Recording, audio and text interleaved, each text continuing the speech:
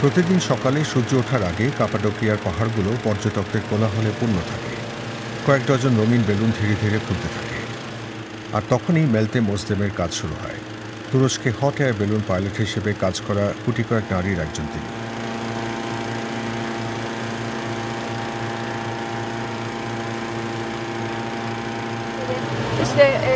আমরা বেলুন, দড়ি আর পর্যাপ্ত প্রোপেন আছে কিনা তা আবার পরীক্ষা করে দেখেছি। সব ঠিক আছে। এখন আমি আর আমার কো-পাইলট ওড়ার অনুমতির অপেক্ষায় আছি।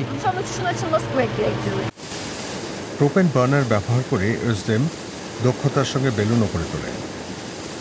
এবার বেলুন ওঠার সময় আজকের পর্যটকেরা দক্ষিণ কোরিয়ার। এবার ওড়ার পালা। আকাশে 100-রও বেশি হট এয়ার বেলুন উঠছে।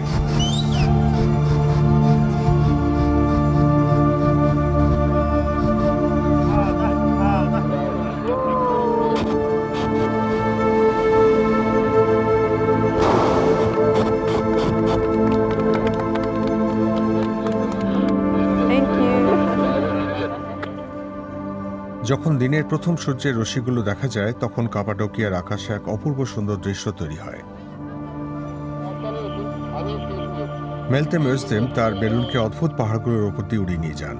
এই সময় রেডিও সাহায্যে তিনি কন্ট্রোল সেন্টারের সঙ্গে যোগাযোগ রাখেন। 10 বছরের বেশি সময় ধরে তিনি বেলুন পাইলট হিসেবে কাজ করছেন। তিনি কখনো বিপদে পড়েননি বলে জানান।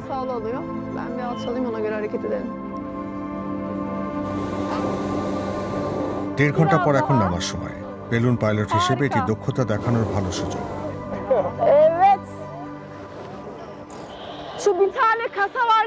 একেবারে নির্ভুল অবতরণ, সোজা ট্রেলারের উপর। বাতাস অনুকূলে ছিল। আমরা সূর্যোদয় দেখেছি আর উপর থেকে নিচের সৌন্দর্য দেখেছি। তারপর নিরাপদে নেমে এসেছি। সবাই খুশি। ওজদেমের জীবনের পুরোটা জুড়ে এখন বেলুন। প্রায় তিনি স্থানীয় বেলুন ওয়ার্কশপে ঢু মেরে তার অর্ডার করা বেলুনের রং আর প্যাটার্ন দেখেন। পূর্ব মধ্য আনাতোলিয়ার অন্য নারীদের কাছে রোল মডেলও হয়ে উঠতে চান তিনি। আমরা গৃহিণীদের অন্তত কয়েক ঘন্টা এখানে কাজ করানোর চেষ্টা করি। এভাবে তারা সংসারেও কিছু অর্থের সংস্থান করতে পারে। এছাড়া তাদের ব্যক্তিগত উন্নয়নে কাজে লাগাতে পারে। কাজের প্রতি ওজদেমের ভালোবাসা ও অভিজ্ঞতার ভালো মূল্যায়ন করেন তার পুরুষ সহকর্মীরা। বর্তমানে নারী বেলুন পাইলট ছাড়া কাপাডোকিয়ার পর্যটন খাতের কথা ভাবাই যায় না। বেলুন পাইলটদের ধৈর্য এবং সহানুভূতি থাকা দরকার, কারণ আমাদের পর্যটকদের নিয়ে কাজ করতে হয় যাদের অনেক প্রশ্ন থাকে। এই জায়গায় মেলতেমের মতো নারীরা আমাদের চেয়ে এগিয়ে আছেন। পর্যটকেরা তার বেলুনে চড়ে খুব খুশি হন।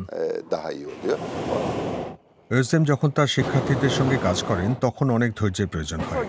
তিনি তুরস্ক ও বাইরের দেশ থেকে আসা শিক্ষার্থীদের বেলুন পাইলটিং করা শেখান। কয়েকজনের শুরুটা বেশ টলমল হয়ে থাকে। দিনের কাজের শেষেও তিনি পরবর্তী প্রজন্মকে সময় দেন, কারণ অনেক তরুণের কাছে তিনি একজন রোল মডেল।